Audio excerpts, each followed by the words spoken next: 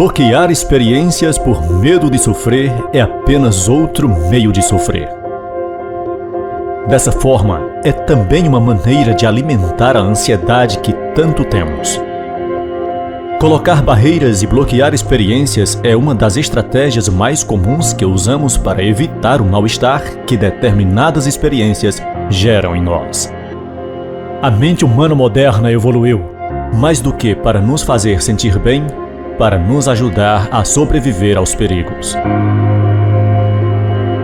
Há 100 mil anos, as necessidades essenciais das pessoas eram comida, o abrigo e a possibilidade de se reproduzir. Mas é claro que nada disso tem muito sentido se estivermos mortos.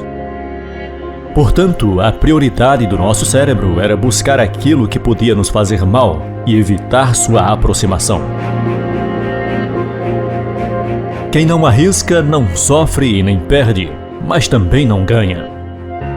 Assim acabamos parados no tempo, nos conformamos e aprendemos a nos adaptar tentando evitar o inevitável, o medo. Temos a tendência de bloquear experiências por medo de sofrer, ignorando a possibilidade que esse medo que tanto tentamos nos esconder busque formas alternativas de se manifestar. Isso não quer dizer que repudiamos o medo, pois ele é uma emoção básica que nos ajuda a identificar e responder diante de ameaças.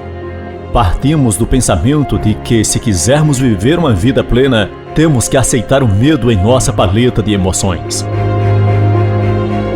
Nesse sentido, um medo muito comum é o medo da dor. Esse medo nos leva a evitar situações que provocam dor. O que acontece é que nossa mente nem sempre é boa em separar o que a nossa própria imaginação cria do que acontece na realidade. Para as fronteiras do medo, utilize passaporte de vontades. Algumas pessoas tendem a bloquear experiências que provocam mal-estar, porque isso gera lembranças dolorosas, criando uma boa dose de ansiedade a ser desfrutada pelo caminho. No entanto, essa solução age apenas como um band-aid e não como uma forma de enfrentamento efetiva.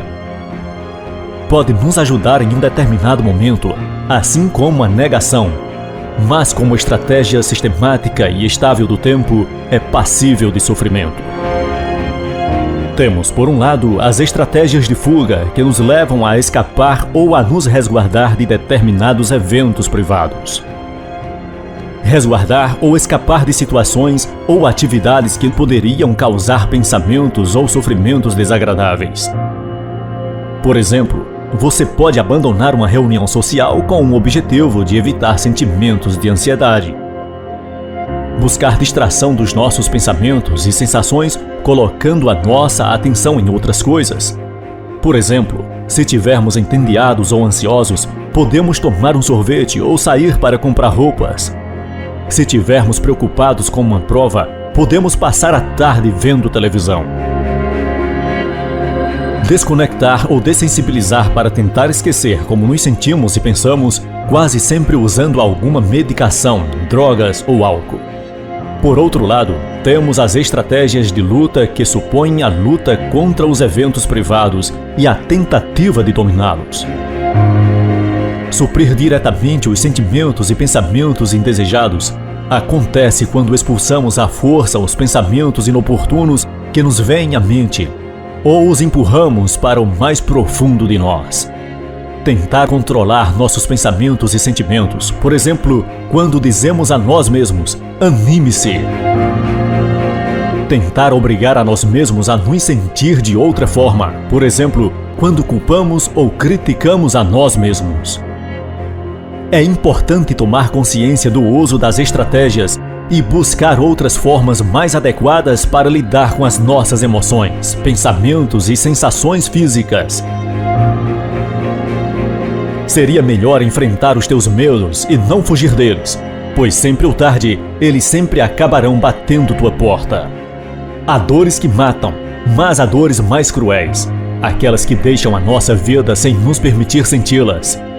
Em maior ou menor medida, todos nós utilizamos métodos de controle para gerir o mal-estar. O problema não é o seu uso, e sim o abuso ou mau uso. Um exemplo disso ocorre quando usamos estes métodos em momentos nos quais eles não funcionam, ou quando seu uso manipula de forma errada nossa escala de prioridades. Mas será que isso sempre acontece? Precisamos deixar claro que este grau de controle vai depender do tipo de experiência que vivemos em cada momento e da importância que essa experiência tiver para nós. Quando nossos pensamentos são mais intensos, conseguimos fazer o uso de um maior controle do que quando eles são perturbadores. Da mesma forma, temos um maior controle quando tendemos a bloquear experiências que não são muito importantes para nós. Impor limites saudáveis em nosso mundo interno é recomendável para melhorar sua gestão. Neste sentido, é importantíssimo trabalhar o nosso autoconhecimento. Além disso, um aspecto psicológico que pode nos ajudar a construir uma vida com sentido é aprender a experimentar o que a vida nos oferece, sem avaliar e julgar constantemente, adotando uma postura de aceitação. Você é senhor ou escravo do seu medo?